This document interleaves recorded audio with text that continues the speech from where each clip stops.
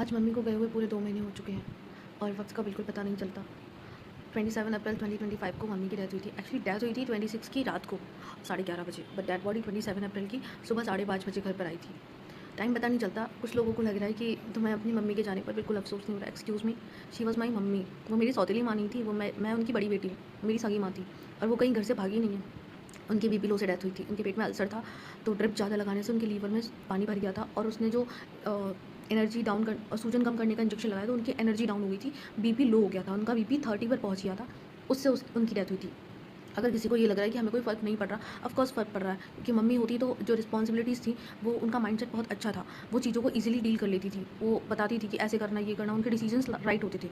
99% उनके डिसीजंस सारे राइट होते थे, ठीक है? तो किसी को ये लग रहा है कि तुम्हें कोई फ़र्क नहीं पड़ रहा, ऑफ़ कोर्स फ़र्क पड़ रहा है और बहुत ज़्यादा फ़र्क पड़ रहा है कि अभी मेरी जो शादी के लिए अफरा-तफरी मची हुई है ना मेरे घर में, जो मेरे पापा परेशान हो रहे हैं, उसके लिए मुझे कुछ भी सोचने की ज़रूरत नहीं पड़ती। मुझे लड़कों के बारे में सोचना ही नहीं पड़ता। मेरी मम्मी को पता था, उनका स्टैंडर्ड थोड़ा ज़्यादा ही हाई था। हम लोग उतना लेवल रीच नहीं कर पा रहे हैं। तो मुझे इतनी टेंशन लेने की ज़रूरत नहीं पड़ती, क्योंकि मेरी मम्मी अपनी अगले 2-3 साल और शादी नहीं करने वाली थी। पापा पिछले 2 साल से बोल रहे हैं मेरी शादी के लिए, मम्मी इग्नोर कर रही थी, पोस्टपोन कर रही थी कि नहीं अभी नहीं करनी, अभी नहीं करनी, अभी नहीं करनी।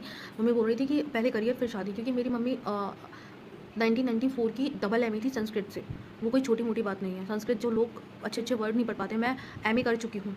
सोशियोलॉजी से मैंने एमए किया है और मैं संस्कृत का कोई वर्ड ना पढ़ पाती हूँ, ना समझ पाती हूँ। मेरी मम्मी उस टाइम की डबल एमए थी, ठीक है? तो मेरी मम्मी जानती थी कि शादी के बाद लाइफ़ स्पॉइल हो जाती है, चीज़ें ख़राब हो जाती हैं अगर आपको एक सपोर्टिव पार्टनर नहीं मिलता तो। मेरे पापा एक सपोर्टिव पार्टनर नहीं बन पाए, क्योंकि अगर वो चाहते तो मम्मी आज जॉब कर रही होती। मम्मी की पूरी एजुकेशन वेस्ट हो गई थी, ठीक है? वो कभी अपने हेल्थ पर ध्यान नहीं दे पाईं, चीज़ों पर ध्यान नहीं दे पाईं। वो बहुत पिस गई थी अपनी शादीशुदा लाइफ़ में। तो मेरी मम्मी अपने जैसा जीवन मुझे नहीं देना चाहती थी, इसलिए वो नहीं चाहती थी कि मैं इतनी जल्दी शादी करूँ।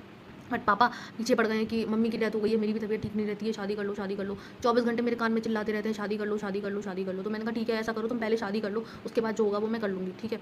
तो ये चीज़ें ऐसे वर्क कर रही हैं। मतलब प्रॉब्लम ये क्या है ना, कि हमारे जो सोसाइटी है ना, उसमें लड़कियों को ऐसे भान दिया गया है कि उसको बिल्कुल आज़ाद नहीं छोड़ना, क्योंकि अगर आज़ाद छोड़ दिया तो वो एकदम उसके पंख लग जाएँगे और वो ऊपर उड़ी चली जाएगी। इसलिए लोग ना लड़कियों को दबाने की कोशिश करते हैं। अब दबाते वो कैसे है ना, कि किसी पुरुष के अंडर में रख के उसको दबाया जा सकता है। लाइक अगर बेटी है तो पापा और भाई के अंडर में रहना है, और अगर पत्नी है, शादी कर दो तो वो पति के और अपने इन-लॉज़ के अंडर में रहेगी। फिर उसके बाद उसके बेटे हो जाएँगे, फिर बेटे के अंडर में रहेगी और उसके दामाद वगैरह हो जाते हैं। फिर वो सोसाइटल प्रेशर ना उसके माइंड पे डाल दिया जाता है कि इससे लड़की को दबा के रखो तो वो कहीं उड़ ही नहीं पाएगी। तो मेरी मम्मी के माइंड में वो चीज़ अच्छे से थी कि मुझे प्रेशराइज़्ड किया, सोसाइटी की तरफ से दबाया गया, इसलिए मैं अपनी लाइफ़ में कुछ नहीं कर पाई। But she don't want to give us that type of future, जैसा उनका पास्ट। मेरी मम्मी अपने जैसा पास्ट जैसा उनका रहा वैसा हम लोगों को फ्यूचर नहीं देना चाहती थी, इसलिए उन्होंने हम तीनों भाई-बहनों को इक्वली पढ़ाया। और जो एजुकेशन का मैटर है वो मेरे मम्मी की वजह से हम लोग सीबीएसई बोर्ड में पढ़े, और उनकी वजह से मतलब she was not supportive in us house chores. वो मतलब घर के कामों में हमारी हेल्प नहीं कर पाती थी, क्योंकि वो हेल्थ से इतनी ठीक नहीं रहती थी, और कहीं न कहीं उनकी जो जैसा उनका पास्ट रहा है, जैसी शादीशुदा लाइफ़ रही है, उससे बहुत बोर हो चुकी थी, उनका मन ऊब चुका था। लेकिन वो पापा के साथ रह रही थी, क्योंकि हमारी वजह से रह रही थी। ताकि ये रहता है ना कि लड़की इंडिपेंडेंट नहीं है तो उसको अपने हस्बैंड के साथ रहना पड़ता है अपने बच्चों के लिए। तो मम्मी नहीं चाहती थी कि हम लोग वैसा जीवन जिएँ। तो ये तो पता है कि मेरे पापा एक अच्छे पार्टनर नहीं बन पाए मम्मी के लिए।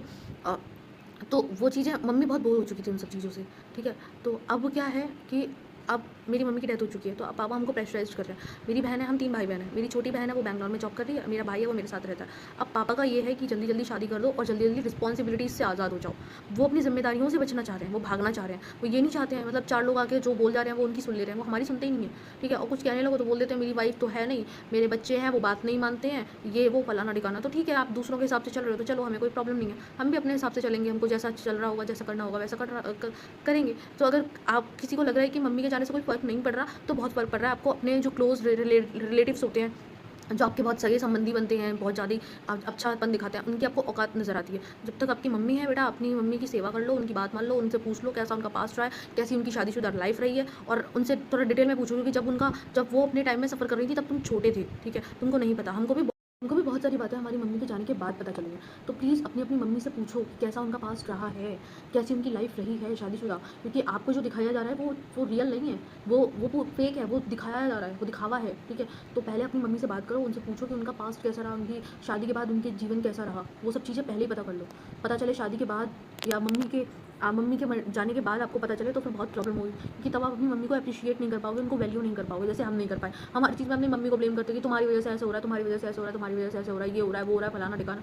तो नहीं कर पाते हैं वैल्यू। बच्चों को उतना पता ही नहीं होता, बच्चों को जो दिख रहा होता है, हमको ये दिख रहा था हमारे पापा कमाते हैं, मम्मी कुछ काम ही नहीं करती, मम्मी बीमार पड़ी रहती है, तो हम हर चीज़ में मम्मी को ब्लेम करते थे। बट हमें ये नहीं दिख रहा था कि मम्मी की लाइफ स्पॉइल पापा ने ही की है। मम्मी की लाइफ अच्छी हो सकती थी, और मम्मी की लाइफ स्पॉइल पापा ने की हमारी वजह से, हम बच्चों की वजह से माँ की लाइफ स्पॉइल होती है, ठीक है? तो इसलिए अपनी अपनी मम्मी का ध्यान रखो और उनसे डिटेल में बातें पूछो। अगर आपकी मम्मी, आपकी पापा, जो भी आपके साथ है, जो आपको दिख रहा है, मतलब आप अपनी मम्मी से अलग पूछो, पापा से अलग पूछो। अलग-अलग जाके छानबीन करो, पता करो, ताकि उससे ना आपको एक्सपीरियंस मिलेगा लाइफ़ का, उससे आपको जीवन में आगे बढ़ने में हेल्प मिलेगी, ठीक है? ऐसे मत छोड़ो, चीज़ों को ऐसे मत छोड़ो कि पास्ट है, पास्ट को जाने दो। नहीं, पास्ट को आज प्रेज़ेंट में सुनो, समझो और उससे अपना फ्यूचर प्लान करो। तो बस यही है, इतना ही कहना चाहती हूँ। अपनी अपनी फैमिली पर ध्यान दो।